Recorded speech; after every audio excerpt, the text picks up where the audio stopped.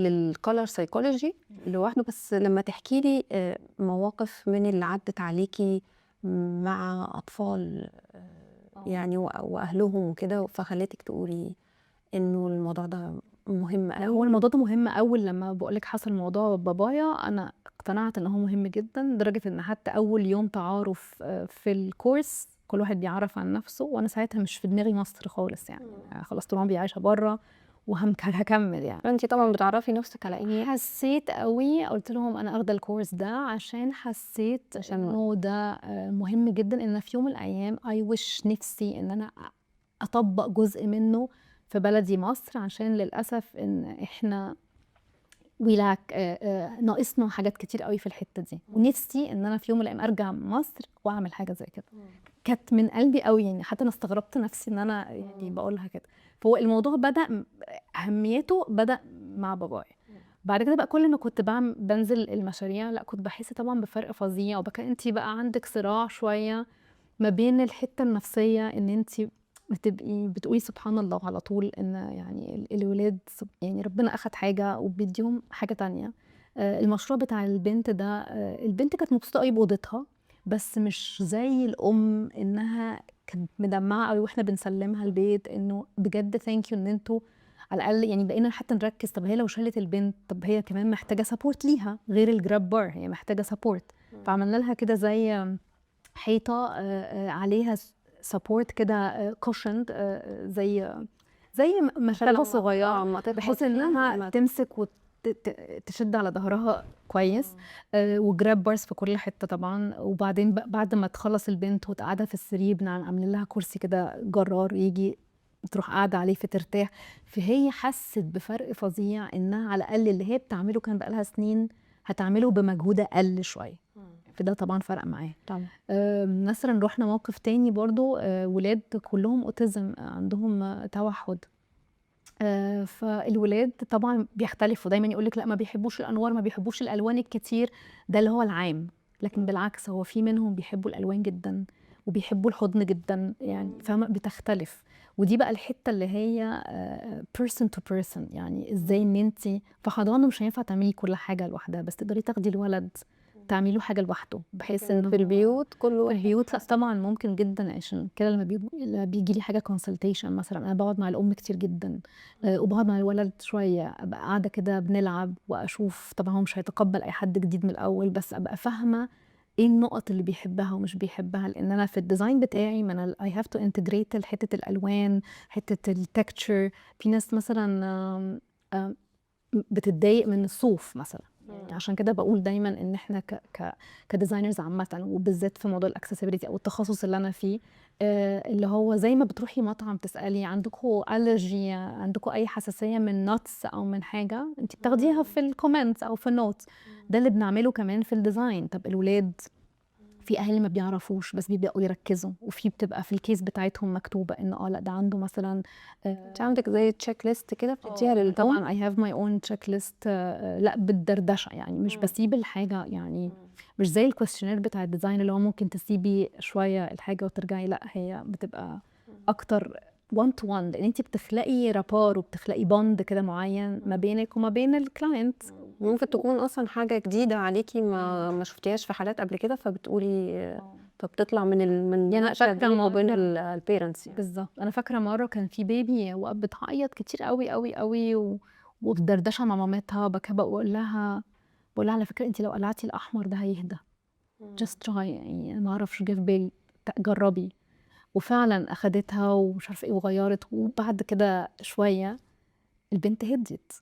فساعات كانوا يقولوا لنا إن الأحمر trigger angers مثلًا في بعض الcases، ممكن triggers appetite في حتّة تانية، فهي فهي depend. trial. trial and error، بس في الآخر أنتِ يعني عندِك حاجات معيّنة مسلمات كده بتفيد يعني. طيب في رحلة من الرحلات اللي أنتِ رايحة جاية فيها دي، الرحلات المكوكية، طوّلت منِّك الأجازة شوية، ليه بقى؟ كان في I think معرض، مش فاكرة بقى ساعتها كان إيه بصراحة، الكلام ده في 2020.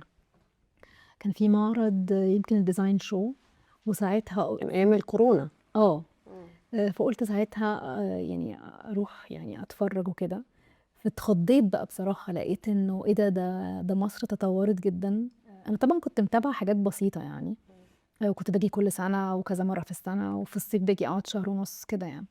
بس المرة دي بقى لمّا رُحت المعرض ده وشُفت بقى، طبعًا ما أعرفش حد كنت ساعتها خالص يعني، بس حسيت بتطور حلو أوي، يعني حصل زي revolution كده في مصر. في إيه بقى؟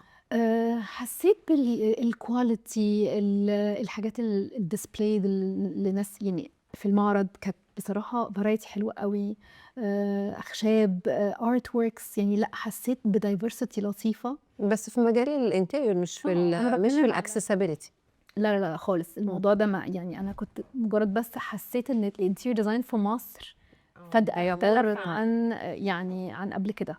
وكان ساعتها بقى في event برضه، رُحت مرة تانية event وبدأت أحس كده إن حاجة من جوايا برضه، هو الواحد بييجي له messages كتير أوي. الحنين إلى يعني إلى الوطن. يعني من وأنا في كندا بدأت كنت ساعات أحس إنه طَب أنا يمكن أرجع يمكن ما أرجعش، كان بقى فترة كده من حياتي شوية. أنتِ بعد ما تسيبي أبو ظبي وبعدين تنحتي في الصخر هناك في كندا، وتاخدي قرار بقى يالّا نرجع. لأ، هو أنا ما خدتش القرار، أنا كنت رايحة زيارة باقول لِك عادية جدًا، وأنا في المعرض جالي إحساس إن هو إيه، طَب ليه لأ، طَب ما أجرّب. في ساعتها حتى كنت المفروض أرجع لشغلي تاني، طلبت إن أنا أقعد شهر كمان، دي كلّها حاجات باقول لِك يعني هي سبحان الله كده يعني، إنه طلبت إن أنا أقعد شهر أشتغل remotely. بس هو فكرة إن الإنسان يبقى يعني مفتوح، آه، قلبه طبعًا. مفتوح لكل الاختيارات، يعني مش خلاص أنا تعبت في السكة دي أنا يمكن ما أتراجع عنها، أو إن أنا مثلًا أحوّد شوية وأروح في حتة تانية، الواحد لأ لازم يبقى عادي. flexible برضه، أو كمان تسمعي الإشارات اللي جاية من عند ربنا يعني، دي برضه مهمة جدًا واتعلمتها على مدى السنين يعني. ف فقُلت طَب أنا why not، طَب ما نجرّب، طَب ما أنا عندي الknow how والحمد لله خبرتي كويسة جدًا، بس طبعًا ما أعرفش حاجة في مصر خالص يعني. فبدأت بقى أسأل صحابي وأسأل طَب يا جماعة لو أنا عايزة آجي، الواحد يبدأ منين، أقدّم فين والّا أشتغل إيه؟ طبعًا استحالة أفكّر إني كنت أفتح حاجة، لإن أنا ما أعرفش حاجة في مصر خالص، ومش في دماغي إن أنا كمان أتأقلم مع الsystem المصري. أنا قعدت كده 24 سَنة باشتغل بس multinational. يعني حتى في دبي لأ، باشتغل برضه في system وفي نظام، وأنا عارفة إن برضه مصر ساعات ما كانش في نظام أوي، اللي باسمعه على طول يعني. بس فبدأت بقى إيه، رُحت داخلة على الإنترنت كده وكتبت top 10 designers في مصر، آآ طلّعتهم ورُحت عاملة statement واحدة بعتها حتى على الإنستجرام. جملة واحدة بتبعتيها جملة واحدة، أنا فلانة لكل. الفلانية وعندي خبرة 23 سنة في الinterior design في مجال الhospitality وفي retail وكده، وإن أنا I'm willing إن أنا آجي مصر، وvery flexible، ممكن أشتغل part timer، ممكن أشتغل freelance، يعني I'm open let's have coffee. يعني أنا مش فاهمة لسه الموضوع يعني، وإن أنا بافكّر، هي مجرد لسه فكرة، كنت لسه لازم أرجع طبعًا، فأنا مجرد باشوف كده هيحصل إيه. طبعًا ساعتها كل الناس قعدت تقول لي إن أنتِ اللي بتعمليه ده غلط ومش هتعرفي تعيشي في مصر أبدًا، أقربها أهلي حتى يعني. يعني الوحيد اللي شجعوني كان ابن خالتي يعني، قال لك أنتِ مش هتعرفي تعيشي خالص هنا ومش هتتأقلمي وحاجات كده أهو. بس وفعلًا بقى بدأ 2 categories كده، الناس out of 10 ردوا عليَّ 4، ردوا عليَّ 6 actually، وقابلت منهم 4. وفي ناس عن طريق ناس عملت بقى إيه، اللي هو مش interviews، بس بتروحي تقعدي كده يا إما في المكتب في كافيه شوت تقعدي تدردشي أنتِ إيه، أنت إيه، كلام من ده. في ناس طبعًا عملنا rapport لذيذ مع بعض، بس في الآخر هو كان وقت كورونا وكان صعب أوي التعيينات دلوقتي وكلام لأ، ده. وأنتِ كمان عندِك 24 سنة من الexperience، ممكن تكوني يعني over qualified بُصّي هي لأماكن بقى، كتير. ما هي بقى حسب كل مكان إيه، يعني أكيد أنا over qualified في حتت وحتت لا تانية لأ، لإن أنا نفسي باقول لك ما أعرفش السوق المصري، فدي طبعًا يعتبر عيب ومش أي حد هيقبل بده. بس فعملت بقى كذا كده قعدات مع different designers يعني جُمال وإحنا أصحاب لحد النهارده، ومن ضمن بقى الناس اللي قعدت معاها كان محمد بدر، قعدت معاه ساعة ونُص كده في المكتب ندردش، عادي يعني هو يسمع مني وأنا أسمع منه ونتكلم. بس وبعد ساعة ونُص اتكلمتوا في إيه؟ اتكلمنا بقى أول في حياتي الشغل وعملت إيه وخبرتي كانت إيه وهُم في مصر بيعملوا إيه وهو. وقلتِ له أنا ما باعرفش حاجة في مصر. قُلت له بكل أمانة، قُلت له يعني إحنا كمان متقابلين عشان أنا مش هاتعيّن، إحنا بنتقابلين coffee يعني هو يعني اللي هو إيه، يالّا ناخد coffee أسمع منِّك يعني كده. وهو ساعتها كان بيدوّر على حد طبعا كل ما محمد بدر اسمه مش قليل في السوق وما شاء الله عليه يعني، وطبيعي ان كل ما بيكبر محتاج برضو حد يساعد معاه. بس فهو كان بيدور ساعتها على حد بقاله فتره، وكذا حد جه ومشي ومش عارفه ايه، فبالصدفه ان هو كان محتاج حد. وفي نفس الوقت انا جايه بقول له انا راجعه تاني على فكره، وانا طب تنصحني بايه؟ اقدم ازاي ولا اعمل ايه، ولا هل how can we work مثلا collaborate whatever. بس فبعد بقى ساعة ونص قعدنا كده ندردش في الشغل شوية على personal يعني عامة. فوقف بقى he shook my hand welcome on board يعني خلاص انت معانا. فاللي هو انا لسه لازم ارجع ولازم اقفل حاجتي، قال لي هستناكي كمان. بس. فالحمد لله it was كده، وكنت برضو اللي هو انا ما اعرفش حاجة هنا خالص. قال لي مش مشكلة هعلمك، وانا عايز الجزء ده اللي هو جزء بقى معين في الكرياتيفيتي والديزاين مانجمنت، وانا هديكي الحته الثانيه and then we see هنعمل ايه. بس وفعلا طبعا كل قعدوا يقولوا لي لا الكلام ده مش مظبوط، واكيد ده اي كلام وحاجات كده، هو لان صدفه يعني فاهمه، بس كانت اشاره من ربنا انه لا يعني سبحان الله. يعني قالوا لك يعني it's too good to be true. مش معقول يعني هو في حد هيساعد حد مش عارف مش عارف حاجه. بس وفعلا سافرت، رجعت بقى كندا واستقلت بقى من الشغل اللي انا فيه. وكانت صعبه طبعا جدا لان هم برضو كانوا معتمدين عليا كتير، فقعدت شهر كمان اقفل شويه حاجات. وبصراحه جالي احساس ان انا لسه قلقانه، فسبت بيتي زي ما هو، يا دوبك بس بعت عربيتي، بس سبت البيت زي ما هو، سبت كل حاجه وقلت هنزل اجرب. وكنت صريحه جدا مع بدر، قلت له انا هاجي واشوف نفسي، احتمال ان انا يجي لي هوم سيك بعد هوم سيكنس ان انا ما اكملش مش عارف. بس وفعلا بقى جه ديسمبر. ولادك فين بقى في كانوا بقى في كندا دي ساعتها، بقى كان داخل الجامعه واللي مش عارفه ايه يعني، كنا بقى اون اند اوف وشجعوني جدا. وهم كانوا يعني الجامعه بتاعتهم بعيد، كانوا قاعدين في الدورم، فالموضوع كان اسهل يعني. بس وجيت بقى مصر.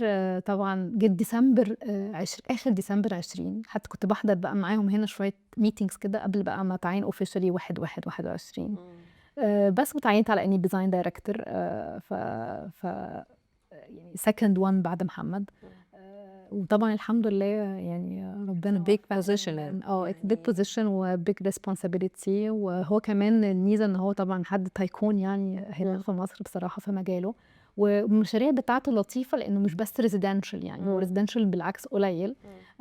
بس اكتر بقى الاف ام بي، هوسبيتاليتي، يعني ريتيل كتير، يعني الحاجات البروجكت اللي هي لطيفه وفيها دايفرسيتي دي. لا هو ليجند طبعا في الجزء ده. لكن راح فين بقى الاكسسبيليتي، وراح فين بقى القصه بتاعتنا اصلا؟ انت عندك يعني باشن تاني خالص. طبعا انا اول لما قعدت مع الناس في الاول كنت بتكلم بس على الاكسسبيليتي، ففي حتى ناس منهم ان هو شايفين الباشن ونفسهم انه يعني واي نوت وكده، بس ما كانش في مجال يعني. لما بدات مع ام بي ديزاينز في المشاريع اللي كنا بناخدها في الاول، كنت بحاول ان انا كل حاجه فيها ادخل فيها. الفكره كلها برضو الناس لسه عندها ريزيستنس، يعني برضو حته انه لا مش عايزه اعمل ده، طب وليه اعمله؟ طب عارفه يعني اخد مني وقت كبير قوي.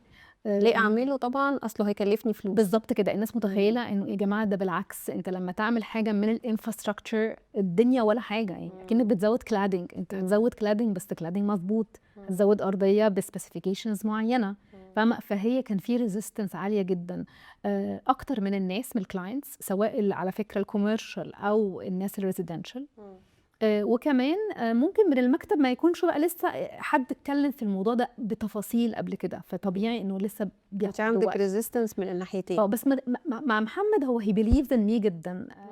بس لسه يعني ما اشتغلوش في حاجه كده قوي في الاول يعني. بس مع الوقت واحده واحده كده دخلت حاجات بسيطه مش عارفه ايه، لحد زي ايه بقى؟ لا يعني مثلا واحد كان عندنا مشروع ريزيدنشال، بالصدفه هو بيتكلم بيقول ده انا مامتي تعبانه وهجيبها تبقى قاعده معانا. طب ما انت مكتبك اللي تحت بدل ما يبقى مكتبك تحت، ما تعمله في الروف وتخلي مامتك هتبقى تحت كده. طب ما نعمل اسانسير. طب الحمام بلاش نعمله، كان عايز مثلا كل رخام مثلا بالذات تحت عشان يبقى تحت يبقى كله مثلا مختلف عن فوق وهاير كواليتي. لا طب ما نعمل مثلا بورسلان يبقى انتي سليبري عشان برضو الحمام بتاعها ويبقى سيفتي. عارفه بدات بقى اي حاجات كده بسيطه جدا يعني. في ريستورنتس لا ما نعمل الكوريدورات اوسع شويه. طبعا موضوع ريستورنتس ده قصه كبيره، لانه انت ممكن تعملي ريستورنت كامل فولي اكسسبل، وده اللي ان شاء الله يعني بشتغل عليه دلوقتي، يعني لسه هنشوف يحصل ايه، بس يعني ليه لا، يعني انه يبقى في عندنا. طب وهل هو فعلا مكلف؟ لا، هو زيه زي اي حاجه تانية، زي بالظبط ما انت في البيت مثلا بتبقي عايز تعملي اوتوميشن سيستم، انت عندك من اول البيزكس مش عارفه كام $1000 لحد ما تبداي انت بتحطي الانفراستراكشر بتبني عليها. فهي نفس القصه، يعني هي الموضوع بدل ما اعمل ترابيزه مثلا 70 80 سم، لا اعملها 90 واحطها في مكان معين. ومش لازم على فكره كل الترابيزات تبقى كده، انا ممكن اعمل برسنتج صغير في المكان يبقى مخصوص لناس عندها بقى different abilities، فاهمه قصدي؟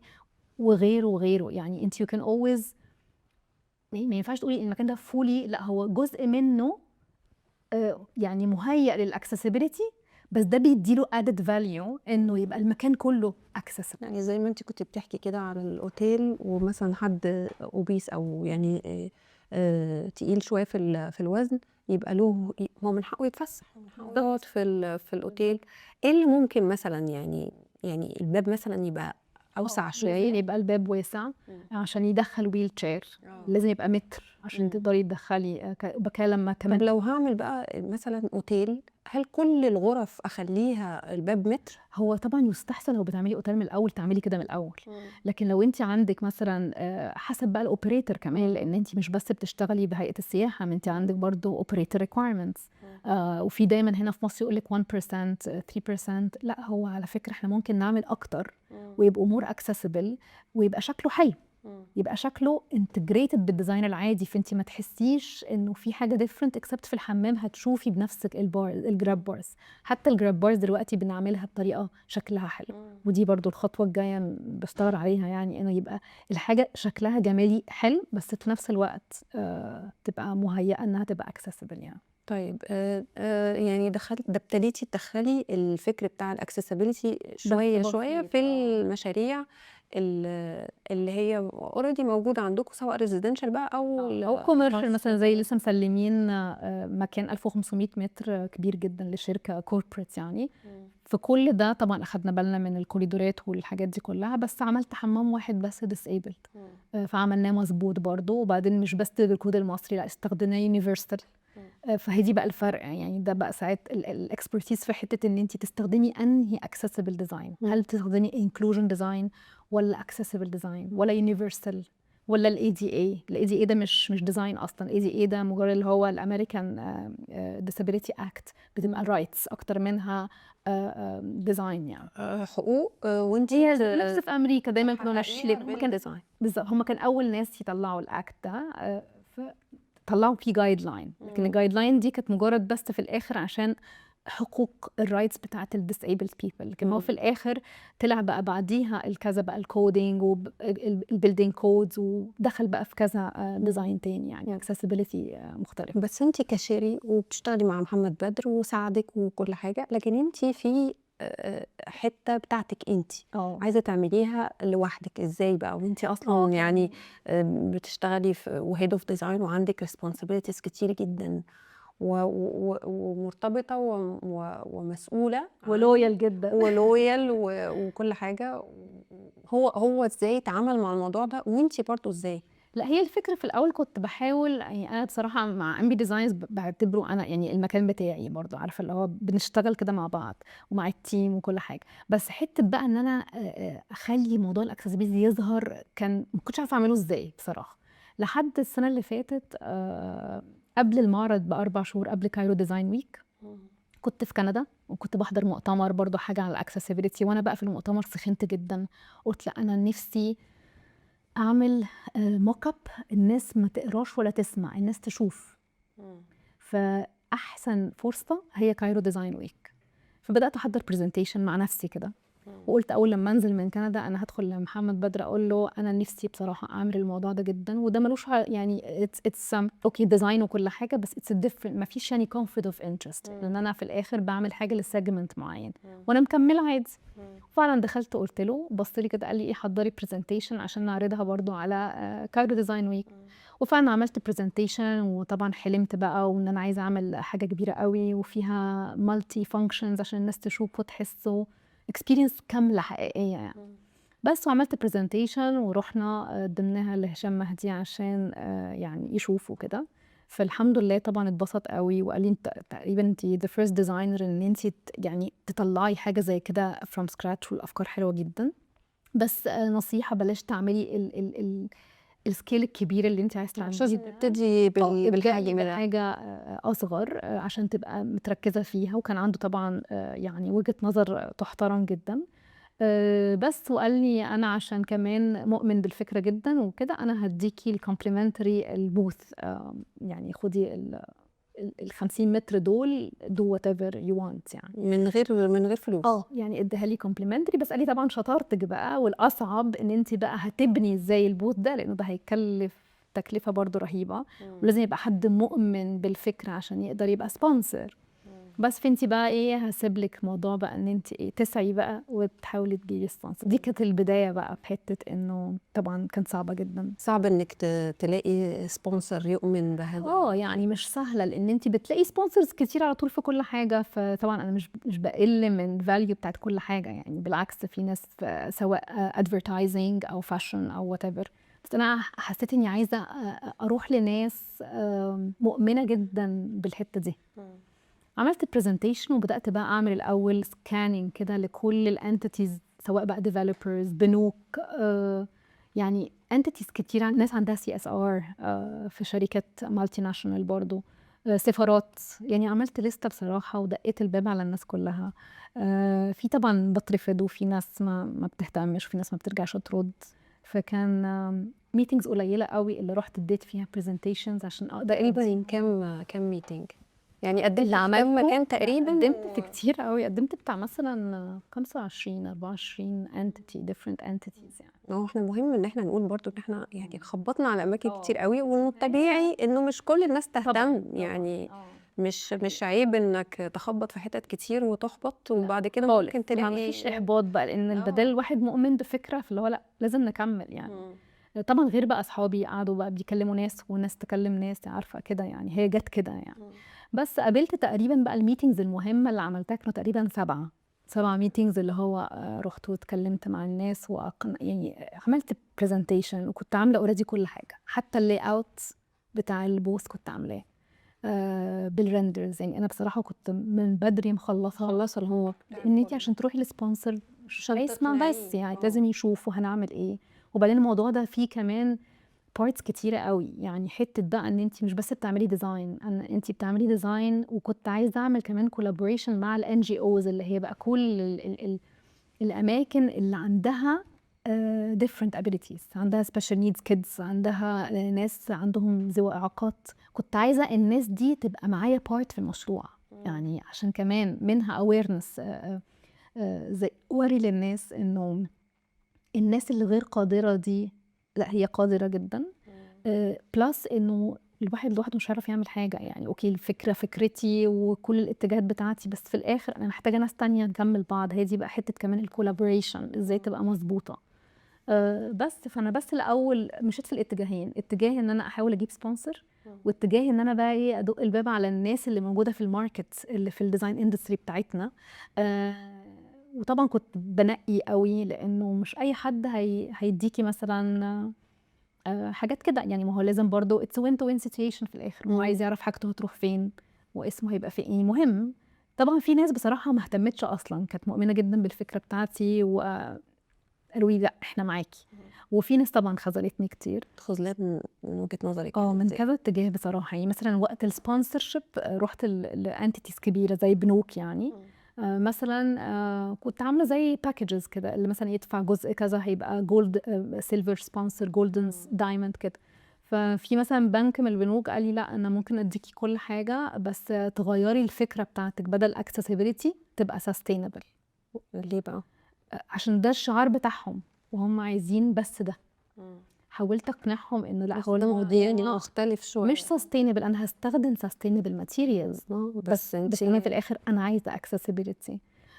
فدي كانت نقطه يعني بصراحه، مع انهم كانوا هيدوني كل الباكج بس انا رفضت تماما بصراحه ومشيت يعني.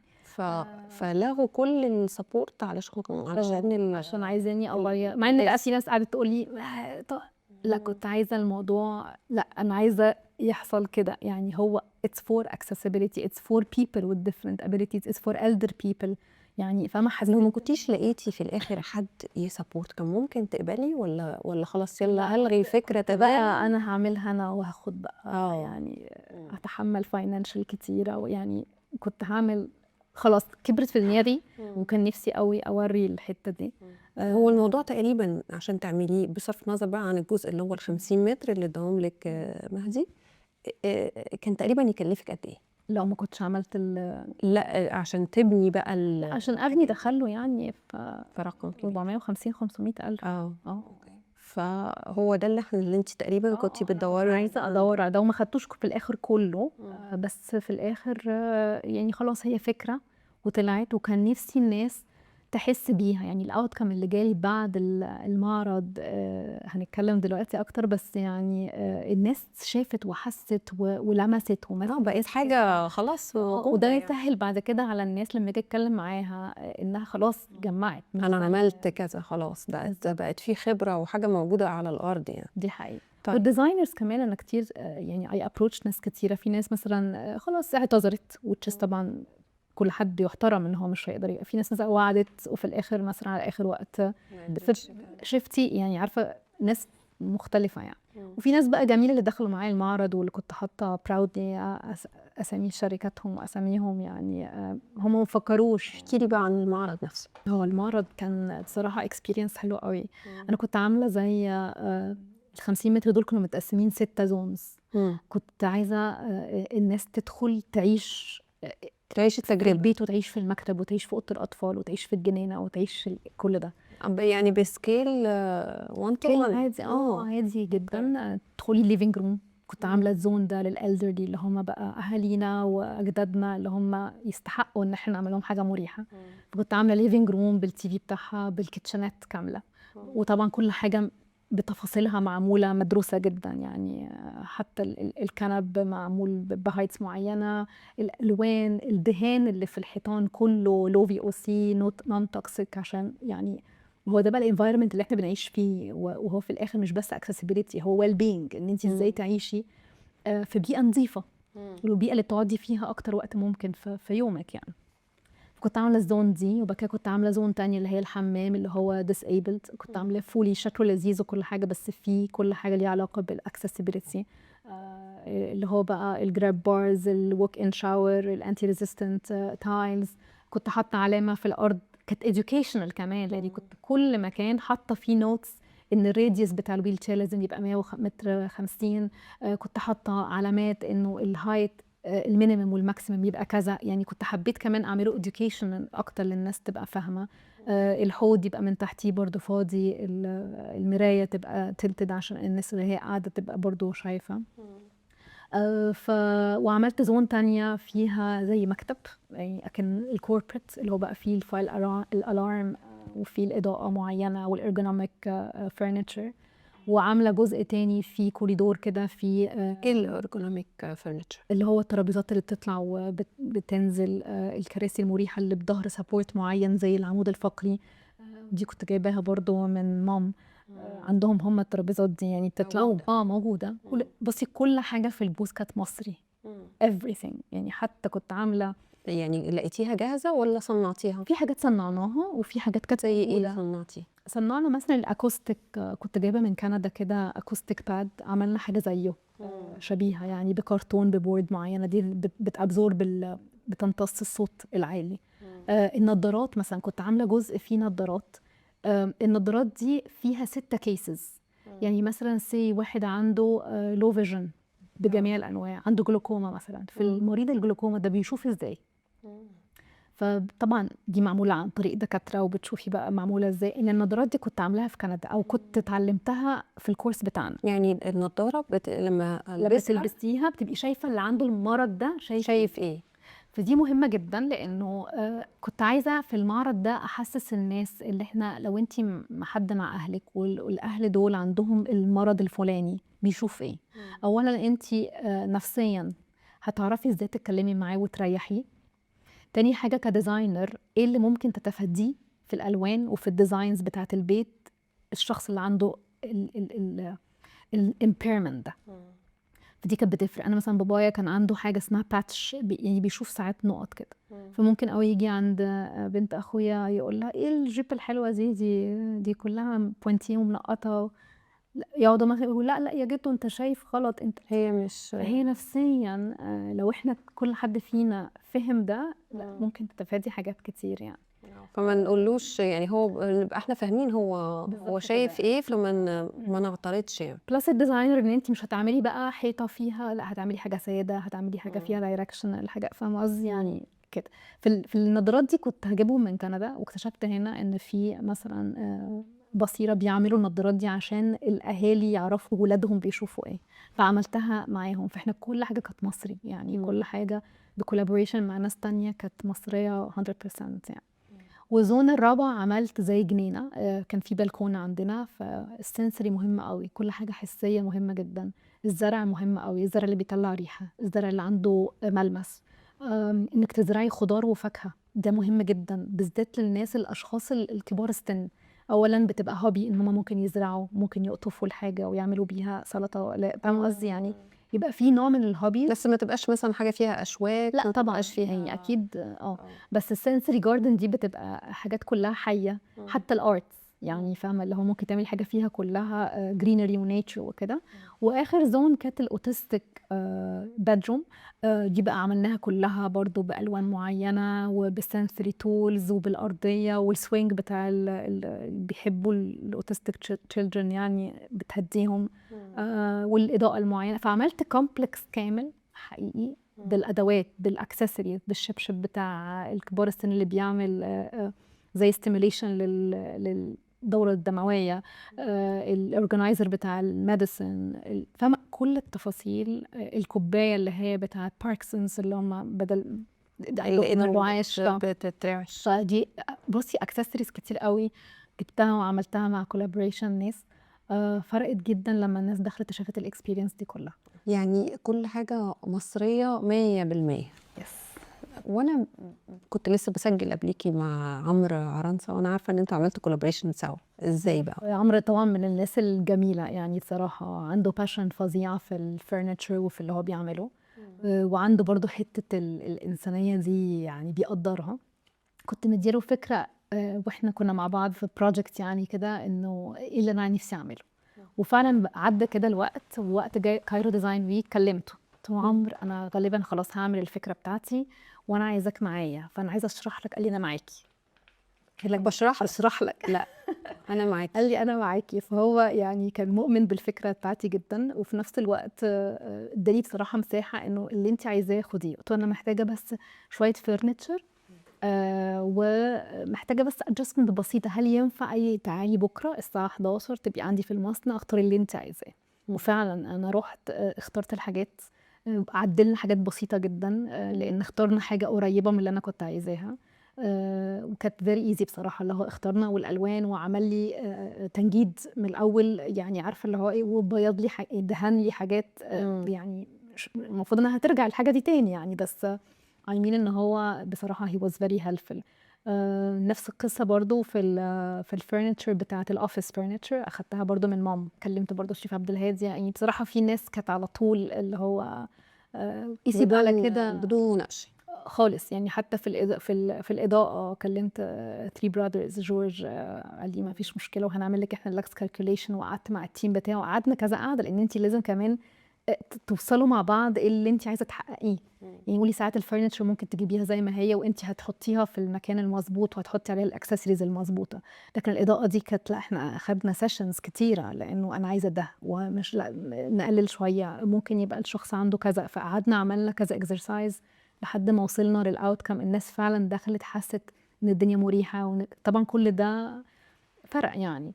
قعدت مثلا مع سفيرز ورفعت، قعدنا برضو كذا سيشن، لان الاوتوميشن كنت عايزه بقى ايه الاصوات، ايه الحاجات اللي هتطلع هتبقى بالاوديو، السيستم نفسه كله هيبقى على ديمينج، الموضوع كله هيبقى اوتوميشن يعني، عارفه اللي هو قعدت مع كذا حد عملنا بصراحه حاجات كتير قوي. اكتر حاجه كانت فعلا تشالنجينج موضوع الاطفال، انا كنت مصره ان كل الارتس اللي موجوده في المكان تبقى من الولاد اللي عندهم different abilities هم اللي يعملوها. فرحت بقى تقريبا 4 أو 5 NGOs اللي اشتركوا معايا، فرُحت للولاد، في منهم أنا ادّيت الbrief للولاد، كانت صعبة شوية، وفي entities تانية لأ سنهم كان قد ايه تقريبا؟ 4 سنين، 5 سنين، صعب. لحد 12، 13 سنة. صعب برضه صعب جدًا، في منهم كان المدرسين هم اللي تواصلوا معاهم، أنا كنت باقول لهم إنه الbrief عبارة إن ارسم اللي أنت نِفْسك ترسمه أو عايز تعبّر عنه، بس في منهم ادّيت لهم ألوان معيّنة، وليه عملت كده؟ عشان كنت عايزة إنه المكان كلّه يبقى لايق على بعضه. مثلًا كان في واحدة اسمها منى، هي أصلًا تقريبًا 6% blind، هي اللي عاملة البورتريهات كلّها، يعني كانت تحفة، piece of art كده. فمنها إن أنا استخدمت المكان كلّه، من الولاد اللي عاملين حاجات بإيديهم، كان مشروع بالنسبة لهم، كان project معمول عشان designability. ورُحت كمان لمؤسسات تانية عندهم سيدات عندهم يعني physical mobility، اللي قاعدة على wheelchair، اللي إيديه مكسورة، اللي يعني وبيعملوا حاجات تحفة بالpottery وبالclay وكده. دي كانت جبتي اكسسوارز اللي عاملينها هم لا أنا اديت لهم الproject بتاع الdesignability وهم عملوا عشان أنا كنت مثلًا عايزة أعرض الحاجات دي في المطبخ، المطبخ اللي هو حقيقة، يعني المطبخ بجد معمول، عملت مطبخ حقيقي وجبت حوض بجد ويعني عملت كل حاجة بجد. فكنت عايزة أورّي بقى الaccessories اللي جوه المطبخ اللي هي بقى ليها علاقة بالفخارات والحاجات دي كلها، هم اللي عملوها عشان designability. ورُحت حاطة حتى صورهم كلّهم وهُم بيشتغلوا، حطيتها يعني زي art piece يعني في الbacksplash بتاعة المطبخ.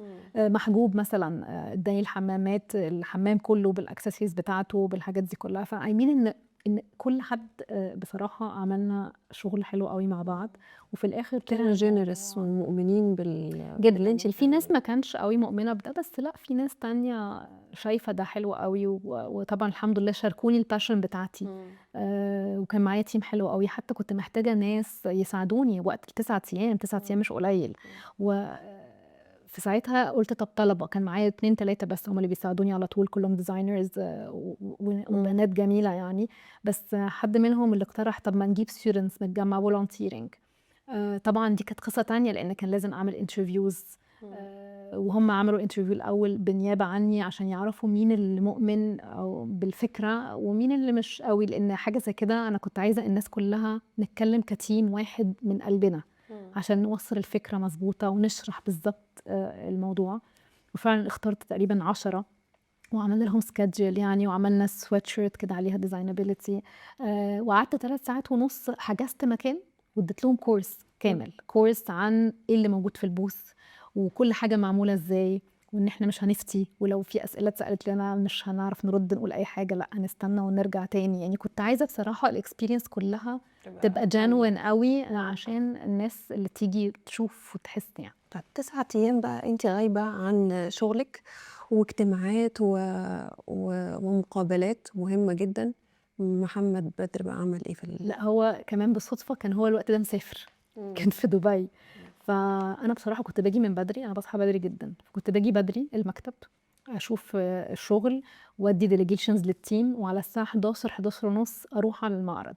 أخدت بالضبط 3 أيام أجازة عشان أقدر برضه وقت اللي هو قبل المعرض يعني، طبعًا كنا بنسهر بقى والدنيا كانت صعبة أوي، بس كنت متابعة شغلي على طول. أنا حتى على فكرة لمّا باسافر أجازة كندا والّا حاجة لحد النهارده، أنا باصحى 4:00 ص عشان أقدر أمشي مع الteam، يعني الحتّة دي خلاص عندي بقت يعني فيّا. فهو بصراحة he trust me أوي الحمد لله، ما فيش مشكلة من الحتّة دي.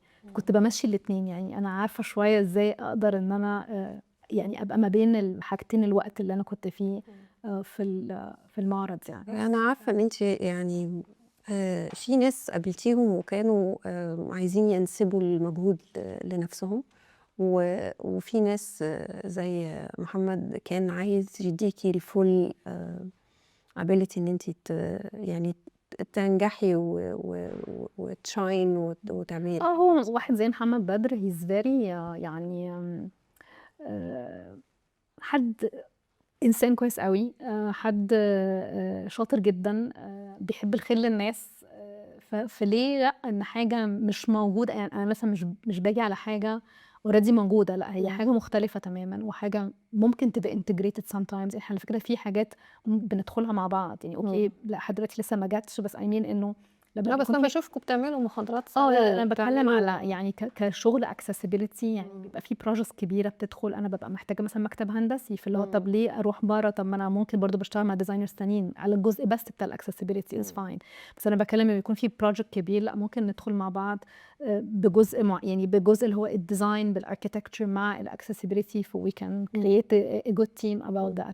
بس هو بصراحه لا يعني لو حاجه شايف الباشن بتاعتي and he believes in me and he trusts me، وبعدين انا مش مقصره في الشغل وهو عارف، يعني انا اصلا كمان حته ان انا لو في حاجه جت ديزاينابيلتي انا بشتغلها يا اما بعد الشغل يا اما ديزاينابيلتي دي اللي هي اللي هي كونسلتنسي ديزاين بتاعتك انت لوحدك بعيدا عن بالظبط، وهي اخده وقت اقل لان لسه برضو الموضوع يعني لسه ما كبرش قوي، وانا بحاول بقى يعني. لكن لما بتجيلك اي استشاره او حاجه بتعمليها بعد يا اما بعد الشغل يا اما بقى الويك اند، يعني احساسي ضميريا مع ان هو بصراحه يعني اللي هو فور اوثوريتي دو وات ايفر، بس انا يعني ببقى عايزه اركز ضميريا ان كل حاجه يعني منفصله يعني. طب انت الشغل بتاعك ده يعني جزء منه كبير عاطفي، لانك بتتعاملي مع ناس عندهم يعني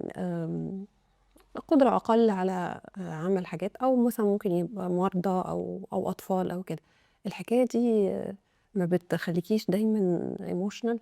بتخليني ايموشنال، بس بقلبها بقى انه عشان ببقى ايموشنال ببقى عايزه اطلع كل حاجه صح ليهم، يعني على قد ما اقدر، لان انا ماليش دعوه طبعا بجزء ولا الطبي ولا بالجزء اللي هو الريهابيليتيشن اللي هو التطور العلاجي بتاعهم، يعني انا مش بتدخل في الجزء ده، بس باخده عشان ابقى فاهماه واقدر اعرف ايه اللي ممكن كاكسسبيليتي برنسبلز اقدر ادخلها بحيث انها بس هو برضو في النهاية انت بتشتغلي برضو علشان يبقى ليكي دخل، يعني أكيد.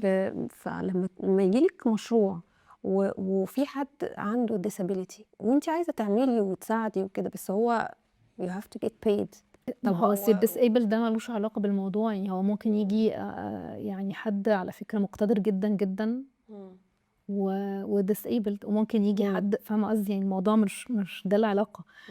اوكي ساعات بنعمل حاجات كونسلتنسي كده يعني كومبلمنتري للان جي اوز او لحالات معينة، بس بتبقى فيري لو بروفايل، وحتى الواحد مش بيعلن عنها لانه بتبقي حاسة ان في كيس ومحتاجة تعملي حاجة نمشي وهيلب يعني.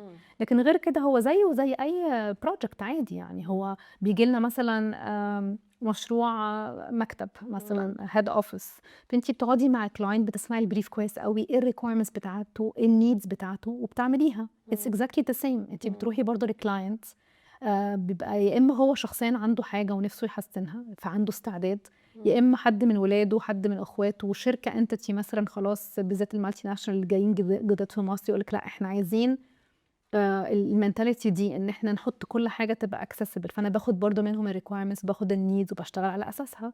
فاهمه قصدي؟ فهي في الاخر الديسابيلتي مالهاش علاقه بالقدره الماديه، يعني هو اتس وبعدين الموضوع على فكره زيه زي اي بروجكت تاني، ما هو بروجكت يعني، فاهمه؟ في البوث اللي انت اتكلمتي عليه اكيد في خامات معينه، مش بس في البوث، كل المشاريع اللي انت بتشتغلي فيها يعني في خامات معينه بتبعدي عنها، وفي خامات مفضله ليكي يعني اديني جايد كده، يعني الناس العاديه تفهمه، يعني يختار ازاي. يعني احنا مثلا لما بنيجي نختار مثلا دهانات او حاجه نقول احنا عايزينها صديقه للبيئه، الكلام ده ايه كمان؟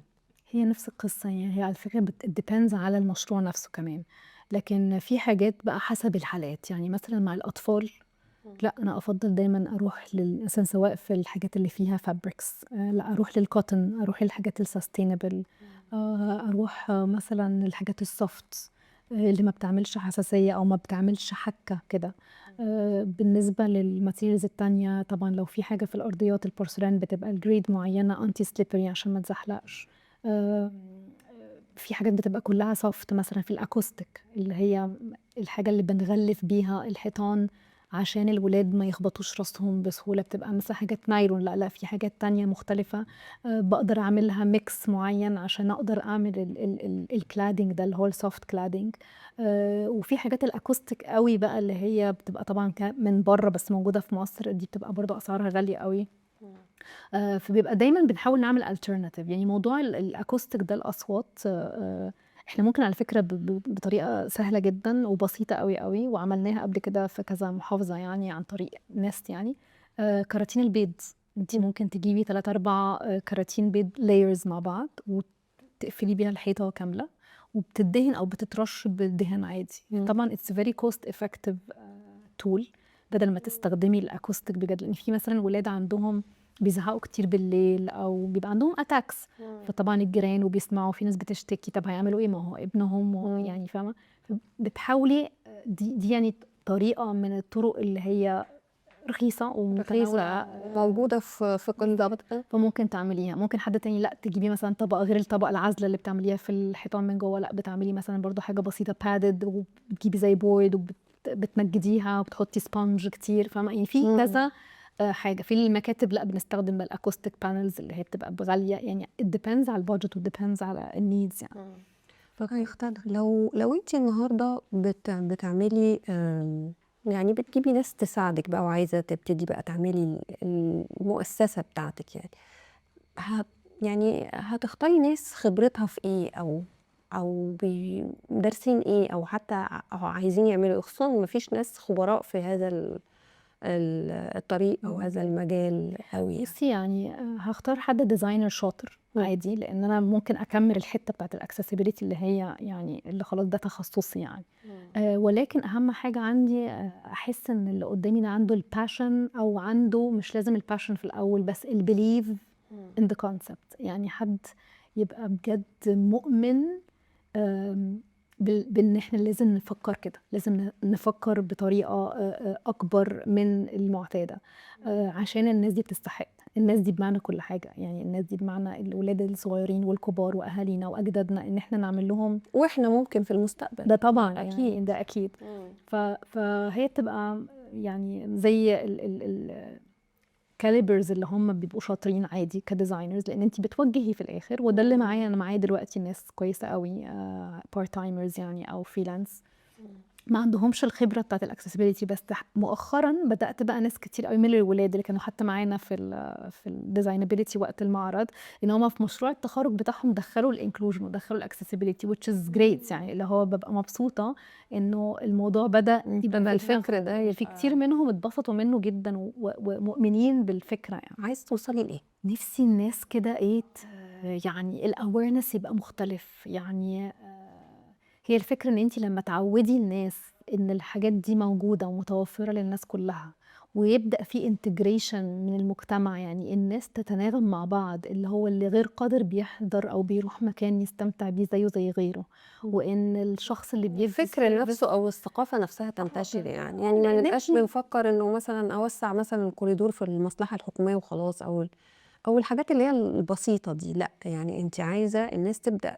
تعرف انه ده شيء مطلوب. وبعد كده على فكره في مصر مؤخرا بدا يبقى في حاجات كتير قوي، بس هي كلها منصبه على الرامبس والاسانسيرات والمدخل بس. لكن انا بالنسبه لي الموضوع اللي انا خلقته من جديد وعملت له مانيوال وعملت له كده، ان هو الانتيرير بتاعنا، يعني مش بس الكوريدور من بره، لا الانتيرير، الحيطان، الفرنتشر، الارتس اللي مستخدمه، كل التفاصيل دي. الفرنتشر نفسها تبقى معموله ازاي، الاكسسوارز تتجاب ايه، نحط ايه مع ايه، فاهمه قصدي؟ يعني الموضوع برودر يعني.